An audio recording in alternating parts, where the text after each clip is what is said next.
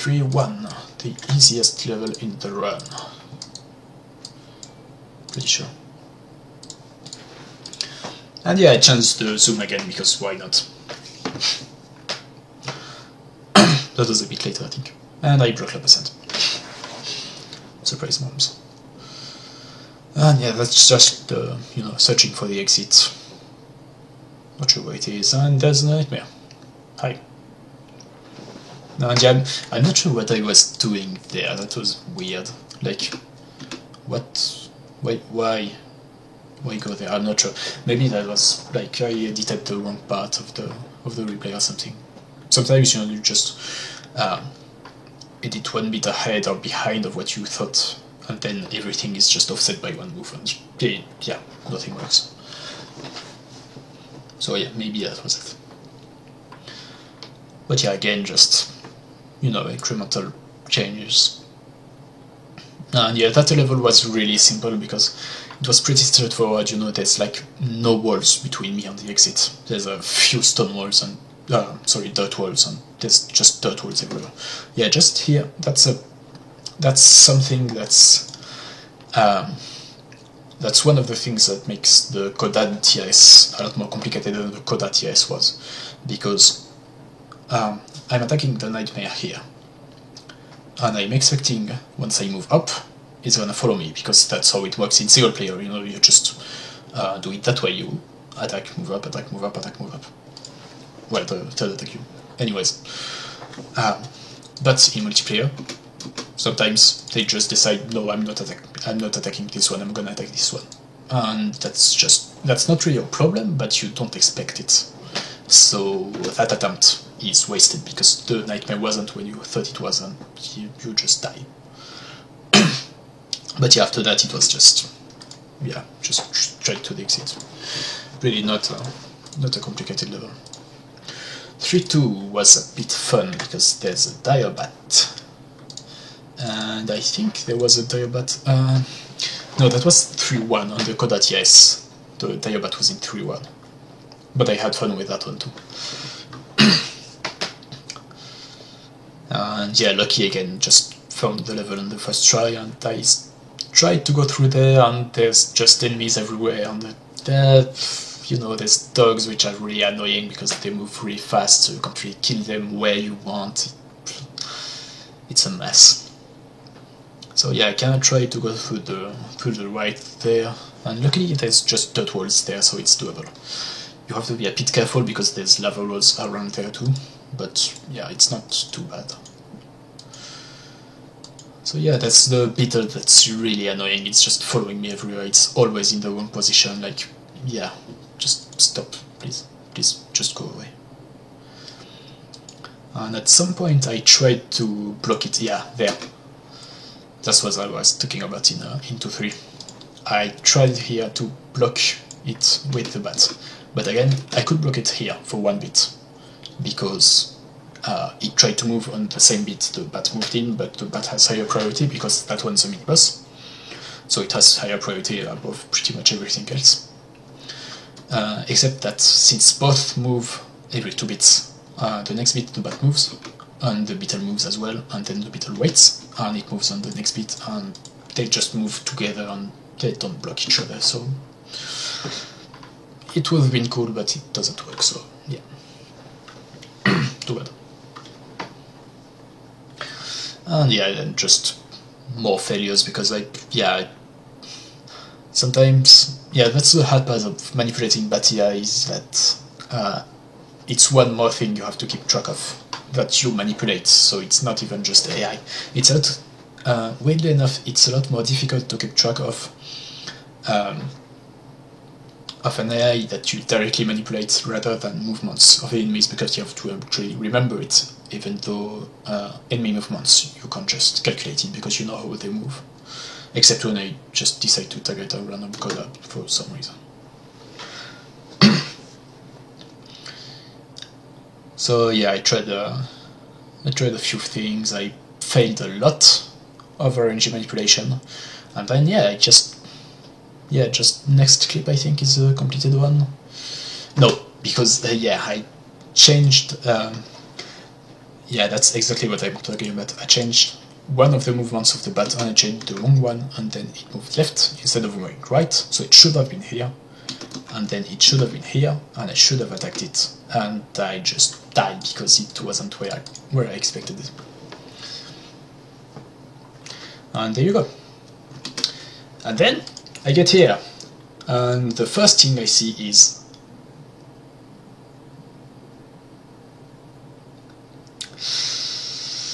yeah, I'm gonna have to use that. See how they are, like, they're right in the limit of my field of view, you know, that's this weird thing about the field of view, like you can't see here but you can see a bit farther, and there's those two teleport traps right there. They're right there, there's no enemies there, just two teleport traps. I'm gonna teleport right to the exit, I'm gonna kill everything, it's gonna be awesome. Let's see how that went. 3-3. The famous 3-3. So there's a clapper. Okay, first thing. Okay, one clapper is, yeah, it's not too bad. And then there's a Black Knight. And a Mimic.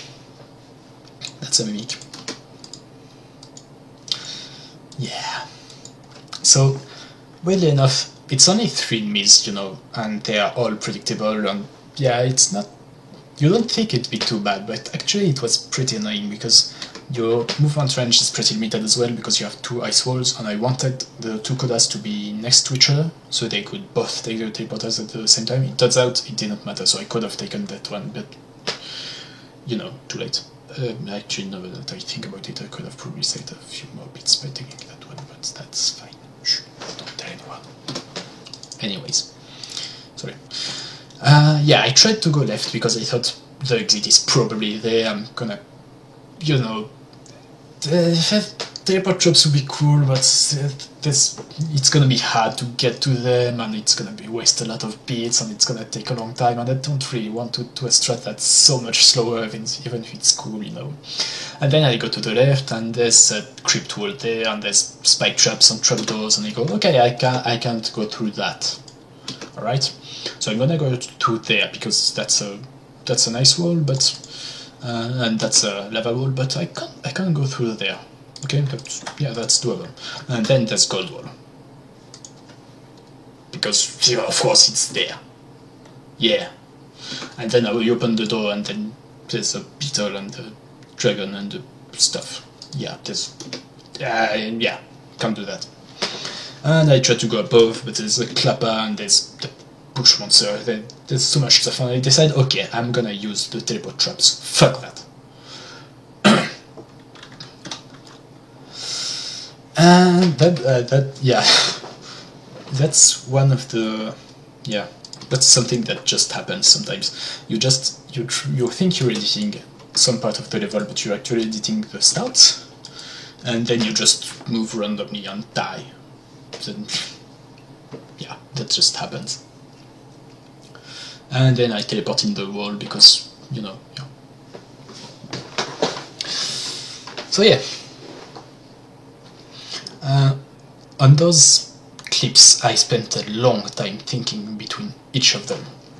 Let me tell you, I spent, we're on 14, 3 minutes, 10 minutes between that clip and the next. There was 10 minutes. I spent 10 minutes looking at that and thinking, okay, what do I do? How do I get through there? And then 8 for the next, and then just 3, and then yeah. Anyways, you get the idea. I spent there's multiple clips where I spent 10 minutes between each to just think. Yeah, and that's another one where I edited the wrong part and I just forgot to go through the teleporter and just, yeah.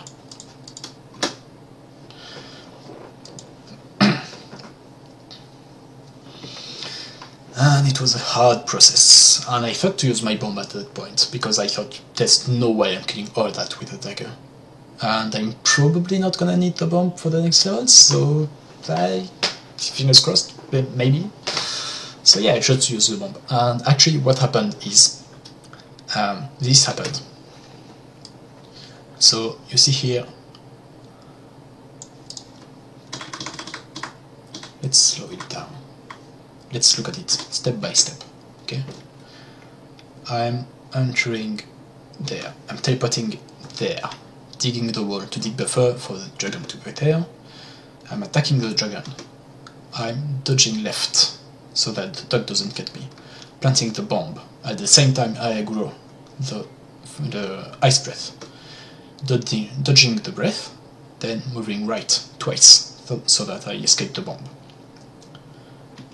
And then here, that's when the clip stops, but I can see here, I can clearly kill the dragon, exit the level.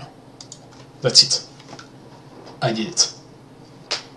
How? I don't know how I did it, but I did it. That works. That's great. That's amazing.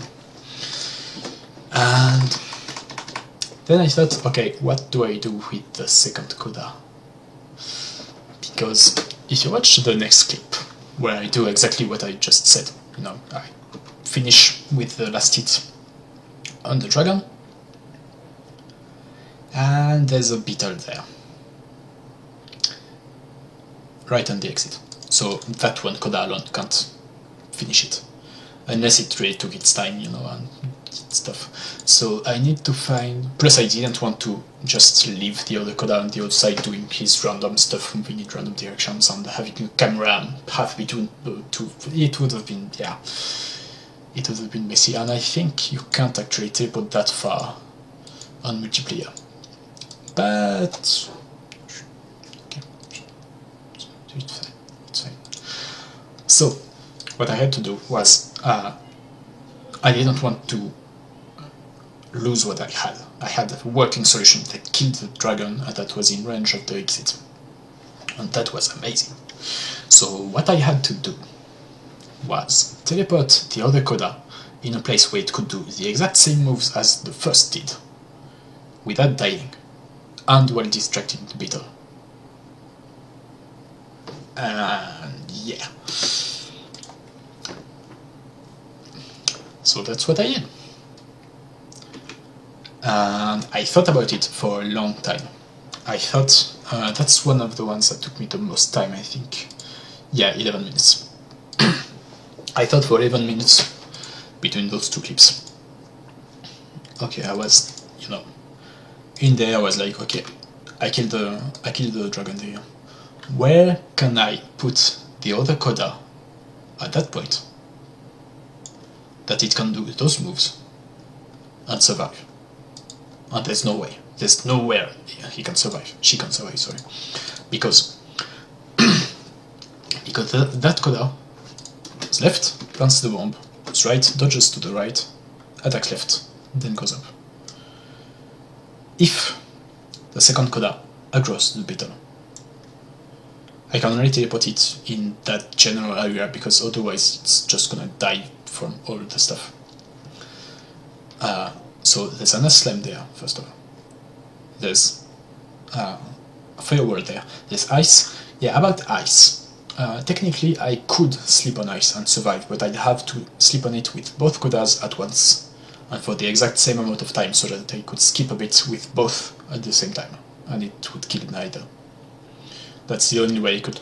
Actually, I could also technically survive it if I slipped on ice with one and prepped a throw or placed a bomb while he's sleeping, because you can't do those things while you're sleeping, and so you won't die from missing a beat, and you won't die either on the other coda.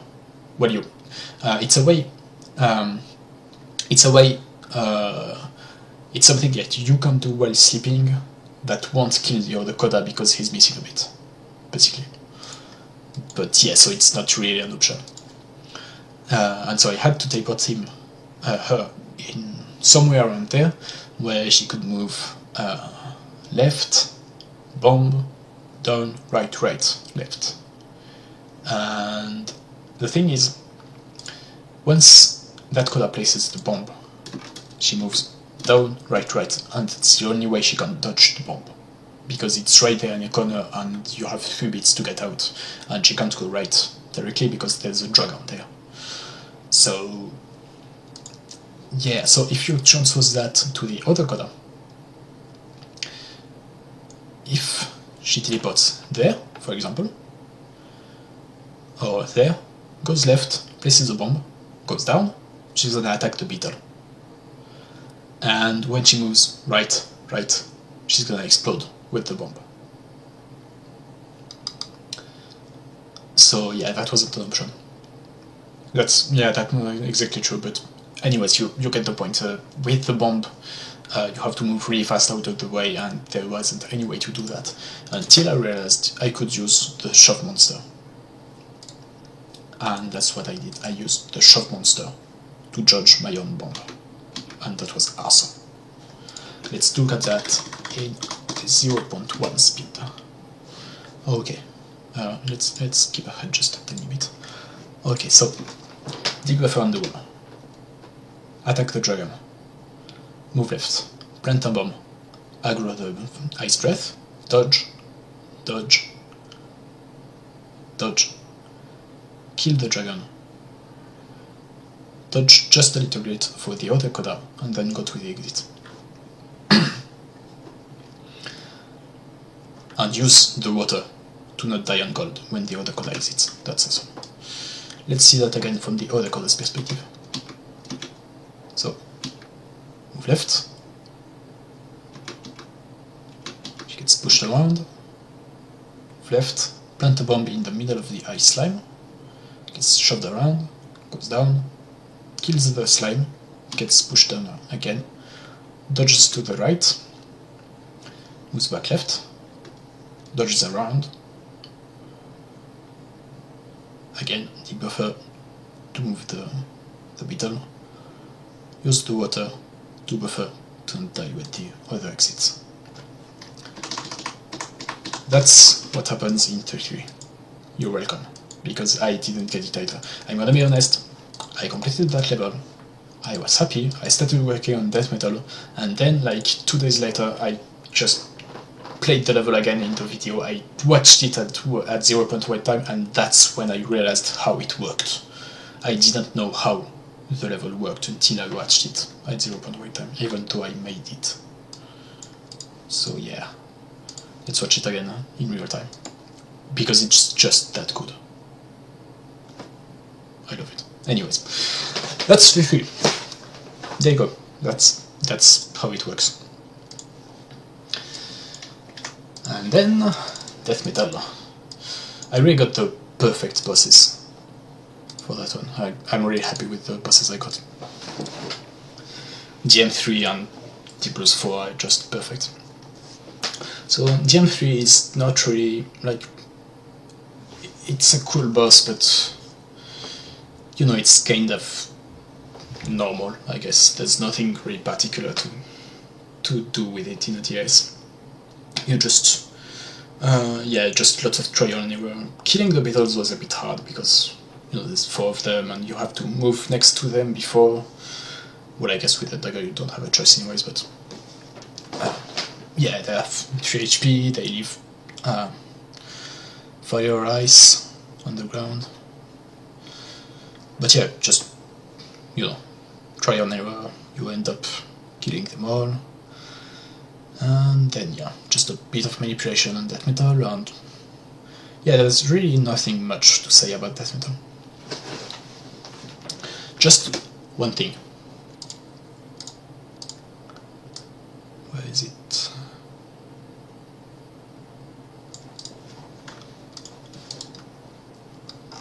Listen to that. Whoops. That's not nice to listen to. Listen to the rhythm of the beetles dying.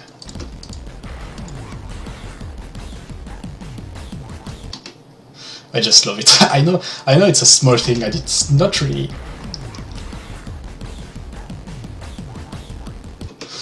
Yeah, I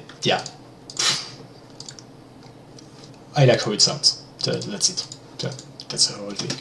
Anyways. So yeah, trial and error. Just lots of it. And it's a bit weird too, because death metal moves in a very weird way in its second phase. Like, sometimes he moves towards you, sometimes he moves away, like, he moves every 3 beats, I think. Anyways, it's just weird. So yeah, it took a bit more trial and error than other bosses, but really there's nothing much to think about. So the ice patch is a bit annoying. There's actually the only 2 times there we go, that's one. The only 2 times I sleep on an ice patch in the whole run. Those 2 times. Anyways, yeah. Just 1 HP at a time. Trial and error. And then I just miss him, I just go through.